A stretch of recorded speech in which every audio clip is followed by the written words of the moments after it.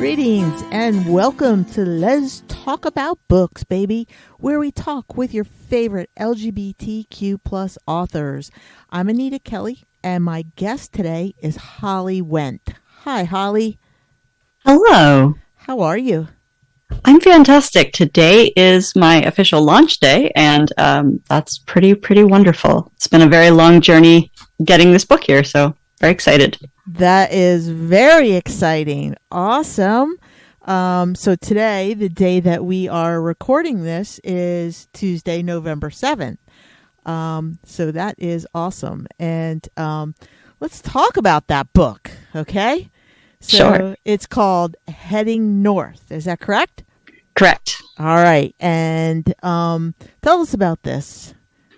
Okay. The quick version.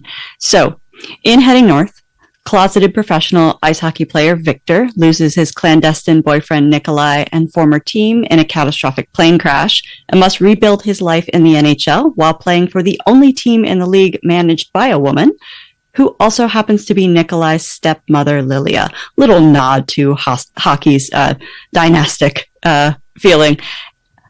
Yeah. Then in the novel, Victor and Lilia grapple with their private griefs and imperiled personal and professional relationships while trying to keep their livelihoods in the sport that they love. Wow. All right. So, Holly, how did you come to write a book about ice hockey, which is pretty much a male-dominated sport, isn't it?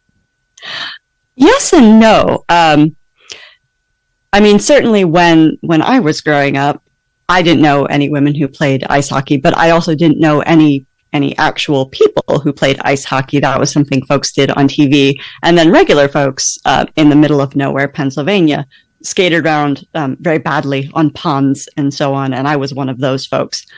But I was also a kid who loved sports, and I had the good fortune of being in Pennsylvania in the 90s, the era of Lemieux and Yager.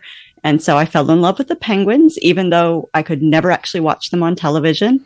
But I had a friend who was also a woman who got me a subscription to Sports Illustrated. So we would read our Sports Illustrated and talk about sports and decorate our lockers with things we've cut out of them. And then as I grew up and the internet arrived, I was able to really dive into my fandom.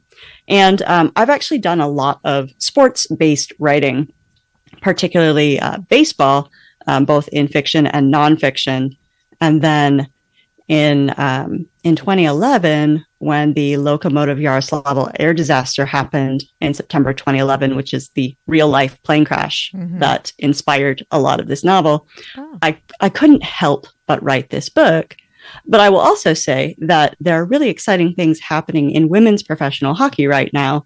They're complicated things. We keep having sort of leagues arrive and dissolve and re-arrive. And we're in one of those re-arrival processes now with the Professional Women's Hockey League. I read a little bit about that was happening. And I forget, I think were there like 6 or 8 teams ready to go?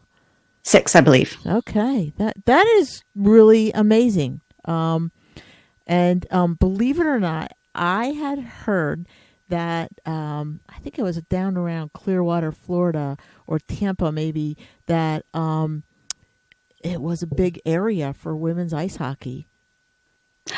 I mean, that should be a big area for women's ice hockey and folks to get involved, because one, of course, you would want to be indoors where the ice is if you lived in Florida. That's very true.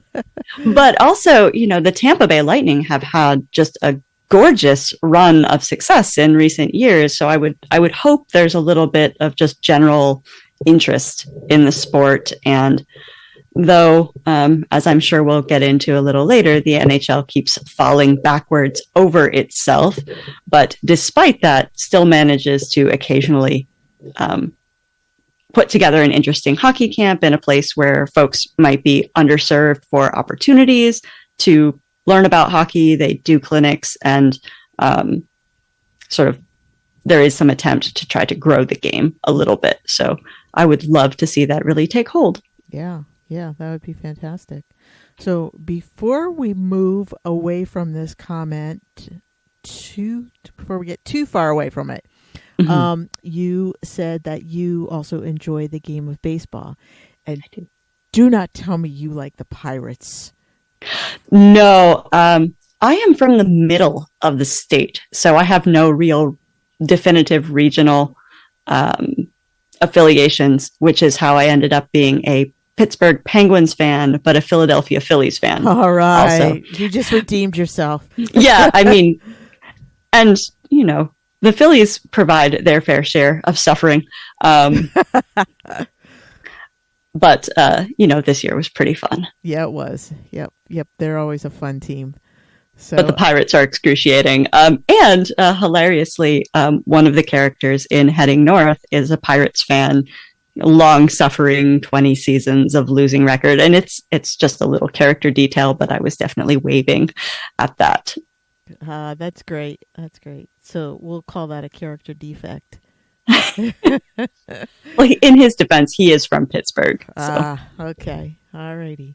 So, you have been interested in ice hockey, and became interested in the Penguins, and then, um, that is what prompted you to write the book. Like, did you play? You didn't play ice hockey, obviously. You said that, but not competitively. okay. So a lot of pond hockey, back when ponds froze regularly in the winter, Yeah. and terrifying. Yeah. And then when I was in high school, my dad and some of his friends, I have no idea what sparked it. I think maybe one of my uncles and friends of his from work decided they were going to rent ice at a local rink. And by local, I mean still a 30-minute drive away. Okay.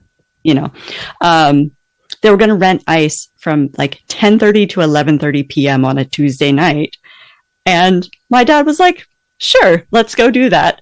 So despite school and everything else, we would all trundle up there and play ice hockey, pick up in the most disorganized fashion Well, for an how hour fun. once a week. Yeah. And that was really amazing because it was 85% fully grown men who were all like dad age, and then a handful of my brother's friends. My brother's 3 years older than I am, and me. Cool. And so the only not dude in the place. And somehow no one ever suggested that I should not be there, which was amazing. And I will say maybe not to my face. But, no one ever discouraged me from playing. And despite the fact that I was at that point like 15 years old and small and but very plucky, I think. And certainly one of the better skaters and, Yeah. had a good time. So that was a really wonderful way to keep connected to the sport. And then again, honestly, I have to credit the access created by the internet for really falling hook, line, and sinker, not just into watching hockey, but hockey fandom. Because I started writing this book in 2012, which was the heyday of kind of sports Twitter and all kinds of media coverage. It was before the disastrous, everyone pivoted to video situation that basically killed off so many fan blogs and gutted a whole bunch of sports departments, or newspapers, sports departments, and beat reporters and so on. Yeah. So in the 20 teens, teams were just pumping out Twitter feeds and special features and training camp videos and having the players do all these, frankly, adorable promo things. And so I just essentially got a backstage pass just by virtue of paying attention to all these things that we could never have known 10 years before that. Yeah. So that combination of access to really feel like I understood a lot of the things that were happening, not just on the ice, but sort of in the periphery, how equipment rooms are run and what trainers do and what kind of goofy things they ask the players to do to kind of drum up fan base. And then this plane crash happened, and my favorite Penguins player, Evgeny Malkin, and obviously a whole lot of other Russian players, had this really massive outpouring of support. And then I got the access to what were the memorial services like? How was the team going to be rebuilt? And that just acted really, really quickly in my brain. And then the characters arrived kind of fully formed. They're all original, not based on any real people. I don't want to be sued. That's important to me. Yep. But then that was a really beautiful kind of playground to be able to invent some new teams. Because all the main characters, every team that they play on is completely invented for the purposes of the novel, but they do play against teams that are real. Oh. And so, there was a lot of waking up at dark 30 in the morning to watch hockey in like Siberia on a feed I couldn't understand. Oh my, yeah. To get the feeling of what are those arenas like and what does the pace of play like. And I'm somebody who really likes liking things, so that was also kind of easy to fall into and fall in love with the process of researching and absorbing. Yeah. So that is really, I'll say, a dedicated research project, like really to get up that early and watch it. Like what other kind of research did you have to do for this book? So outside of the actual hockey stuff, I did read a handful of books about and by players who had played or coached in Russia to get a sense of what are some of the differences there. And I also teach at a Division III small liberal arts college, and I have a lot of hockey players as students. Mm-hmm. And so just sort of listening to them, what's their banter like, what's their vocabulary specific to the sport like. And though this was not in planned research, my spouse sort of fortuitously took a softball to the face. And so I got to watch the process of a chin being stitched up. And weirdly enough, the hospital tech who was doing the stitching didn't find it that strange that I was standing there with a notebook taking notes. That's funny. Yeah. Oh my goodness. Wow. I feel well supported. Yeah, they probably see it all, Yeah. Oh, that's great. Right. So your spouse took one on the chin for you. Yeah, very much. And again, was not too surprised to see me there being like, I don't like blood or gore, but this is so useful to me right now. So they were probably like, do you really care that this is happening to me, or is this all about the book? Well, once you find out like, well, you're fine, there's no lasting damage, you're going to be okay. Yeah, then it's about the research. Yeah, definitely. I can understand that. Yeah. So, the NHL, you mentioned, has really taken a stance against gay pride. It almost seems like that was just last year, right? Yes. Yeah. So they came out and said that they were not allowing players to wear pride jerseys like every other athletic team does.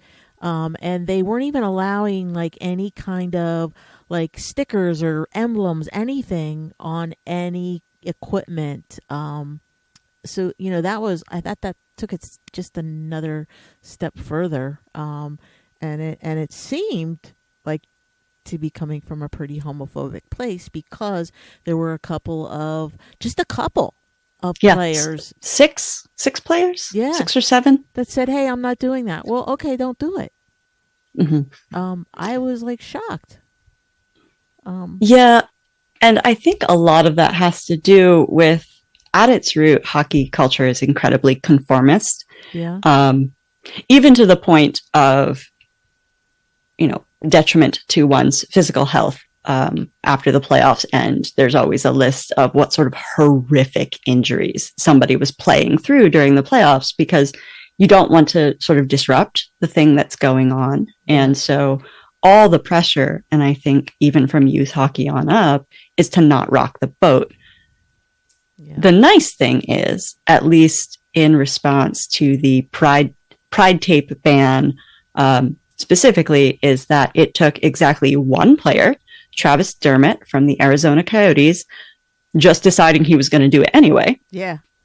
And the decision was reversed the next day, which suggests to me that there was not a whole lot of real buy-in or authority behind that decision to ban it.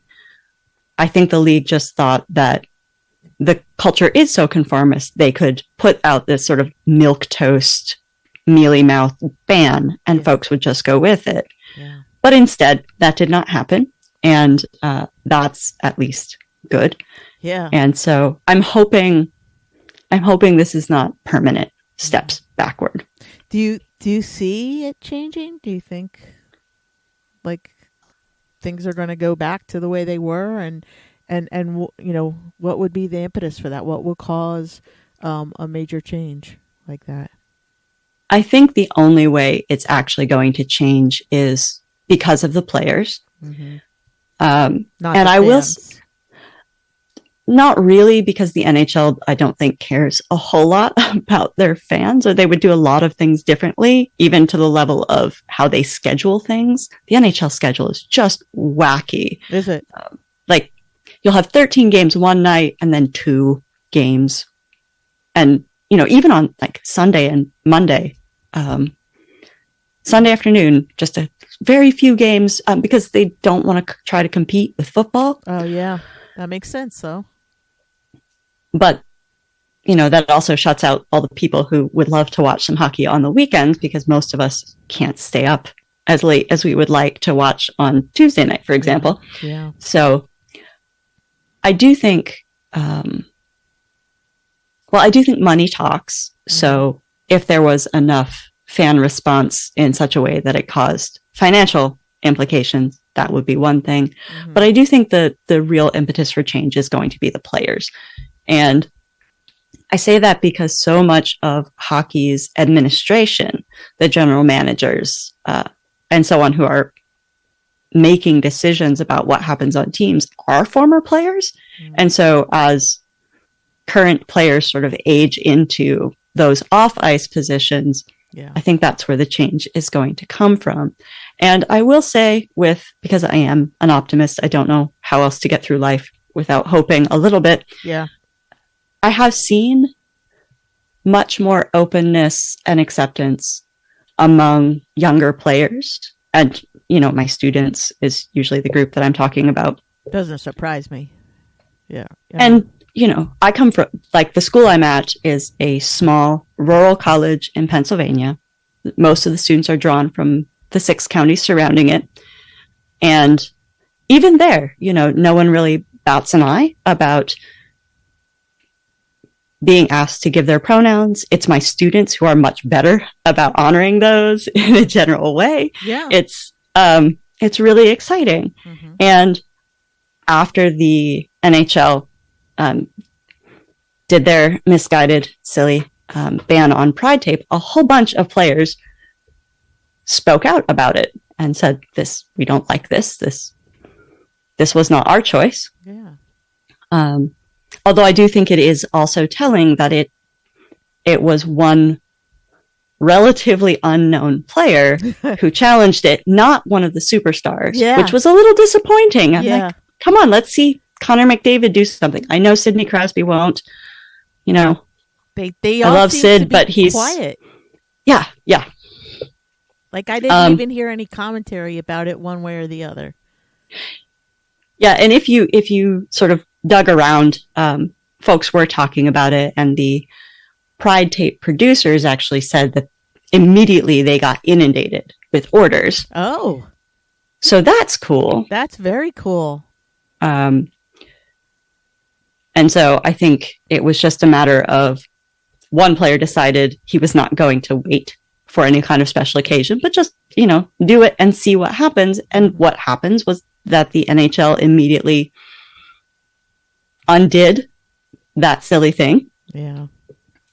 Yep. That's awesome. Good for him that, yeah. That was a gutsy move on his part. Yeah. And he talked specifically about that. He is not well known. He is not a superstar. There could be real life contractual implications for him. Yeah. No one is going to bench Sidney Crosby. No one is going to bench Connor McDavid.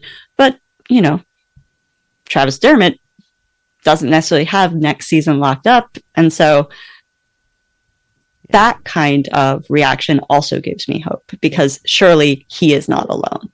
Yeah. Yeah. And is he, is he a younger player? Yeah. Oh, that's great. That's awesome. That really is. Yeah. I think, generationally speaking, it is the older, not even Gen Z. I want to say older boomers, maybe, because definitely not. I don't think younger boomers. I don't know who really have a problem with pronouns and just allowing people to be who they are. I don't know. I'm not even sure it's generational so much as whatever group of folks have never had the opportunity or have stepped outside of their comfort zone to interact with folks who are not like them. Yeah. And money and whiteness are really powerful insulators for that. Yeah. And so if you're constantly surrounded by like-minded folks with the same priorities, it's hard to see that. And so I like to believe that everyone can be educated. Sort of condition for my career. Yes. So, again, yes, hoping you'd be out of business. Yeah, hoping for that. And also on the heels of that, the NHL was one of the first leagues to have players actively jump on board with the You Can Play project, which was founded in 2012 to specifically fight homophobia in sports. So weird. And it was founded by, again, one of those hockey dynasty families, the Burkes. Brian Burke is currently a general manager, has managed multiple teams, has played, and his youngest son, Brendan, was the equipment manager for the University of Ohio, University of Ohio, Ohio University, Miami. It's Miami University of Ohio. There we go. Yes. For their hockey team, and Brendan was gay, and he tragically lost his life in a car accident. And so one of his other brothers and some family friends started the You Can Play project in honor of Brendan. And this comes out of one of the really influential hockey families, and very quickly there was relatively notable support in the NHL. So for the NHL to be doing this sort of backwards tumble is infuriating. Yeah, it is. It really is. It makes no sense. I just didn't understand it then, still don't understand it. It seemed like a knee-jerk reaction. And they're just not willing to swallow their pride and say, hey, we were wrong about that. Yep. Yeah. So who knows? Maybe next year. But yeah. So I just want to switch gears here. And you said you're a professor. What are you teaching? I am the director of creative writing, and also someone who teaches widely across the English and creative writing curriculum because it's a small liberal arts college and we all teach everything. So I also teach sports lit. I've taught a little bit of sports writing. I have a baseball literature class, and I'm also a medievalist. So you do a little bit of everything. I teach the fiction and nonfiction workshops as well. Geez, how many classes a semester are you teaching? For every semester, plus whatever independent studies need to happen. So we keep busy. Yeah, you are. Wow. So, you're kind of engulfed in the writing world, and have you always wanted to be a writer? Weirdly enough, I have. Well, I mean, I did have the paleontologist, marine biologist foray that all like 9-year-olds have. Oh, yes. But then basically by the time I turned 10, and I had some really wonderful elementary school teachers, oddly enough, who encouraged me immensely in reading and writing. When I was 10, I was like, I want to be a college professor. Oh, It's really funny because I'm a first generation college student. I didn't know any college professors. Wow. And I wonder where that came from.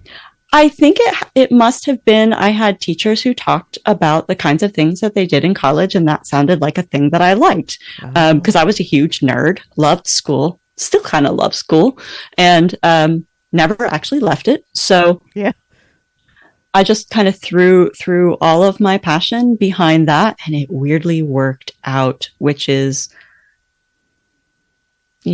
really strange because the odds are not good for that. No, they're not. Like, even if you start out in that profession, a lot of people don't stick with a profession that they chose as a 10-year-old, right. Yeah.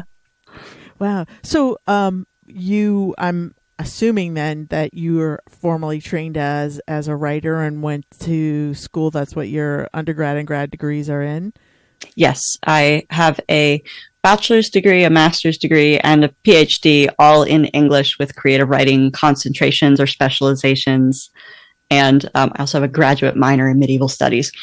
And so it's been this very direct track. I also didn't take any time off during my educational path. So just sort of straight through.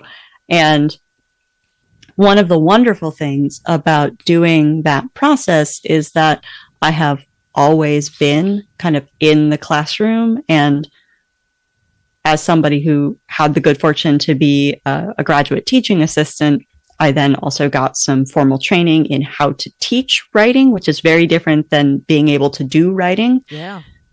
And, worked as a writing center tutor and also had a Spanish minor in undergrad, which was so useful for learning grammar. And I keep telling my students that I'm like, learn the second language. Your English will thank you because you will finally know what the parts of speech are in an intimate way that native speakers never really have to learn. It just works. You just do it. Yeah. Yeah. I think, I don't even know, do kids learn grammar in school anymore? Not really. Every once in a while, you find a batch of students who had a very exacting teacher somewhere along the way in K through 12. But mostly that doesn't get taught, not in the kind of diagramming sentences way that some of us remember. Oh, yeah. And I love the diagram sentences. I love it. It's so fun. Yeah, it is. It is. It was one of my favorite classes.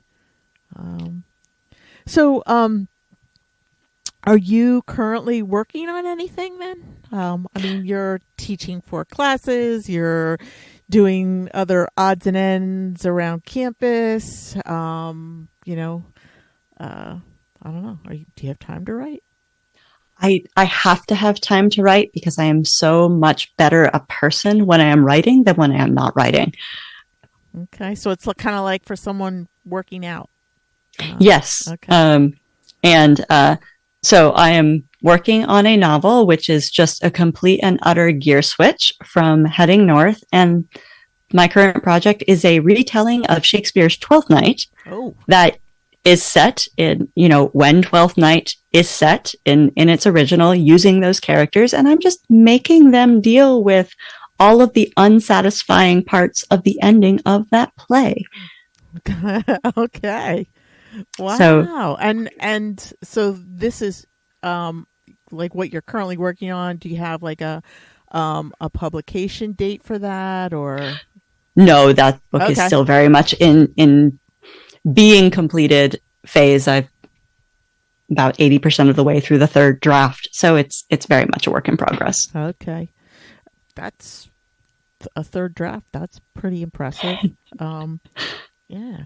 So November is National November Writers Month.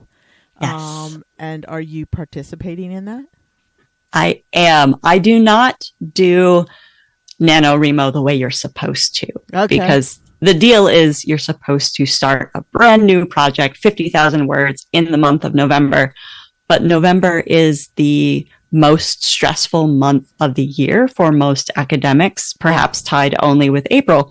And so it's just never going to be in the cards for me to do that particular thing. And especially not this particular November, because I'm launching a book, which is also new and very time consuming and exciting. Yeah. But what I do instead is set out some sort of modest and achievable goal, and then just sort of enjoy that wave of writing bonhomie that floats through the atmosphere during November, and everyone's excited and everyone is sort of beautifully unhinged about it. And Yeah. I find the enthusiasm to be very, very contagious, and it helps me get through, the beginning of the long dark of winter, which I really appreciate too. Yeah, that's awesome. Yeah, no, you're right.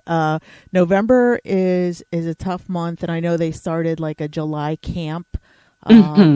So that's even tough. It's just tough. There are lots of other modifications. So Writer's Digest is doing a poem a day in November. And then April is National Poetry Month. And so there's lots of April Write a Poem a Day challenges. I know a couple of people who really like to write short things who are doing write a new flash fiction every day of the month of November, which is cool. That's fun. That's fun.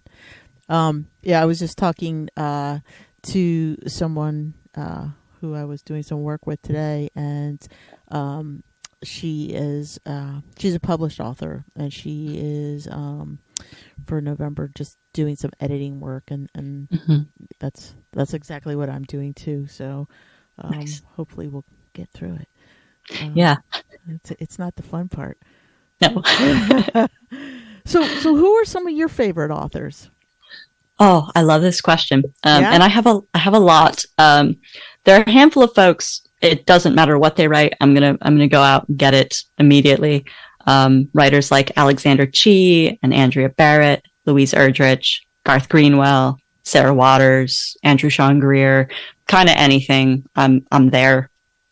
And then I have a handful of favorite sports novels, because I do love a really good sports book, and some ones that have been really influential to me recently. Emily Nemens' The Cactus League, Chad Harbaugh's The Art of Fielding, Richard Wagamese's novel Indian Horse. And it's not a novel, but the Scottish writer A.L. Kennedy wrote this really intense memoir / investigative journalism piece called On Bullfighting.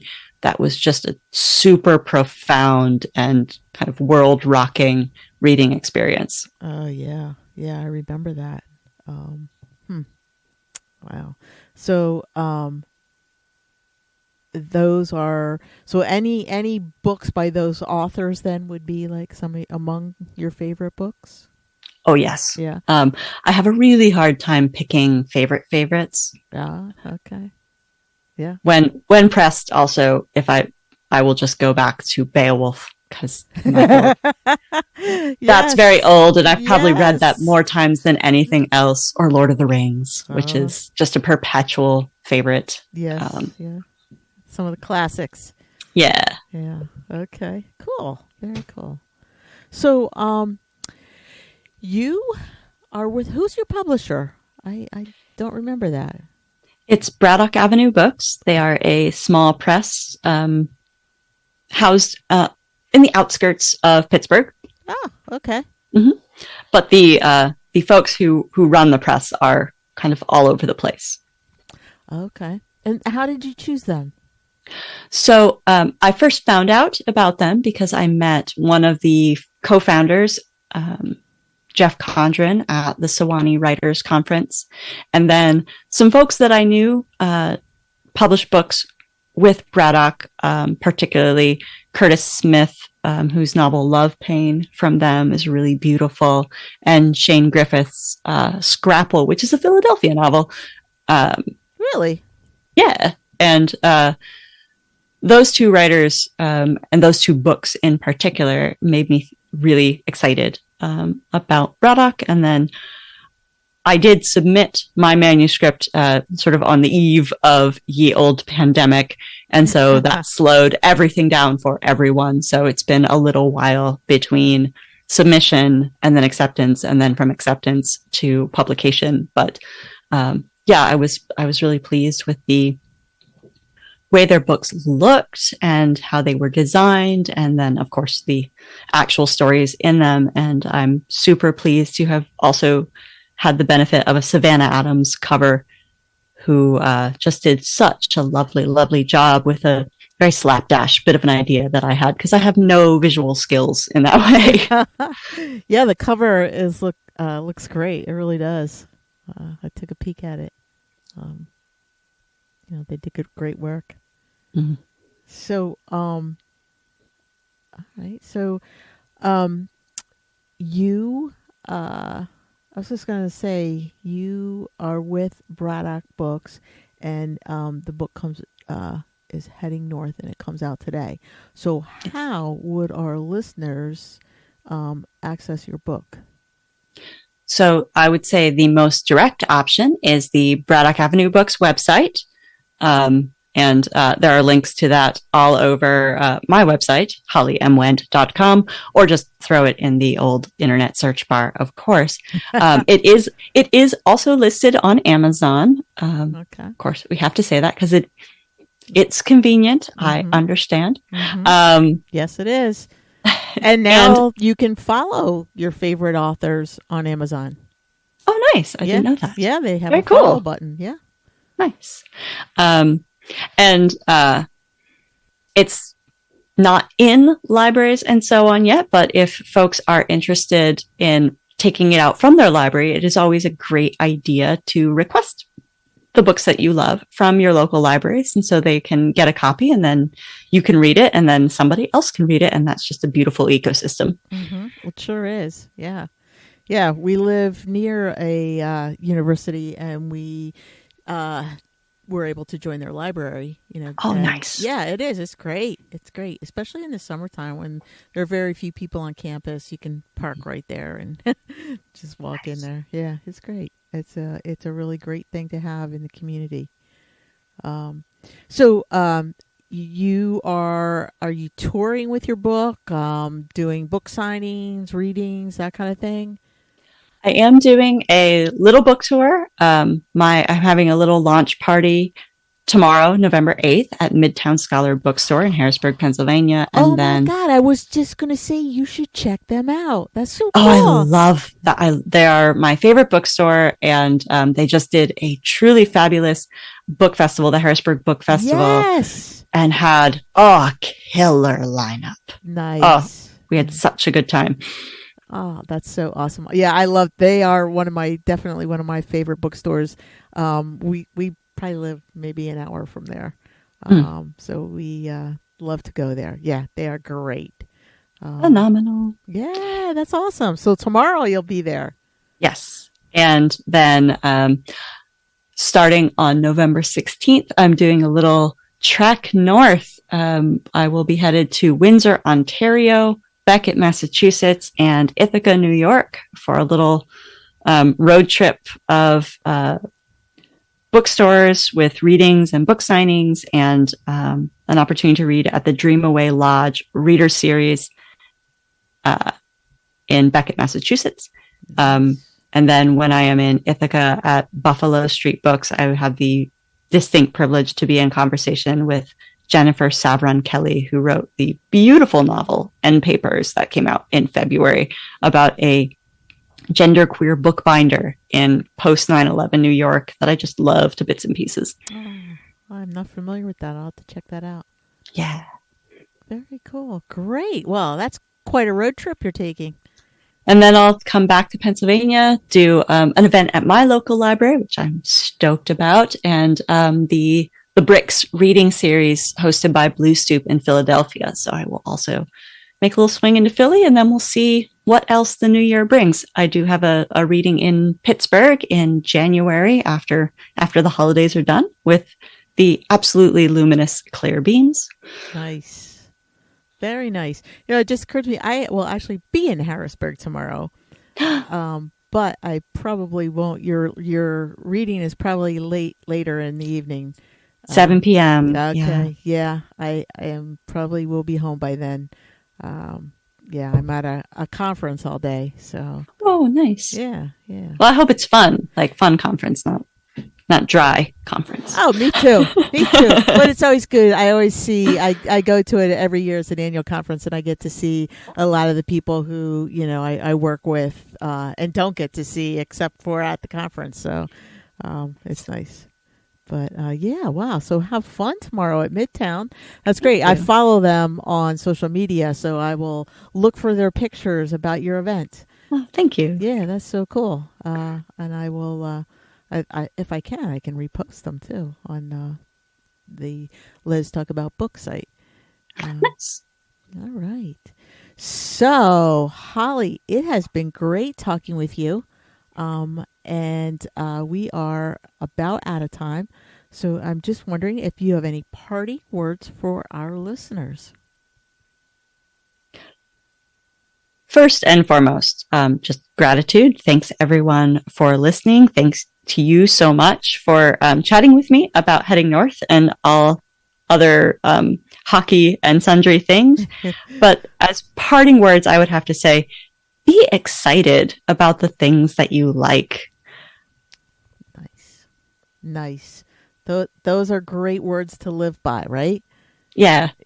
Life is too short to be worried about being cringe or not wanting to show too much enthusiasm. Yeah, right? Have fun with your fun. Yeah. It's cool to be like nerdy, right? And it sure is. And show some emotion. That was a song by Joan Armatrading. So when I said it, I was just like, oh, hey. So, wow. So that is great. Be excited by the things you like, and get out there and check out Holly Wendt's release today of Heading North. That is available through Braddock Avenue Books, or wherever you buy your books. Yeah, great. So thank you again, Holly. It has been a pleasure speaking with you today. And we are out of time. I'm Anita Kelly, and thanks for joining Liz Talk About Books, baby. So until next time, may your journey be lighthearted, peace be plenty, and be safe, folks.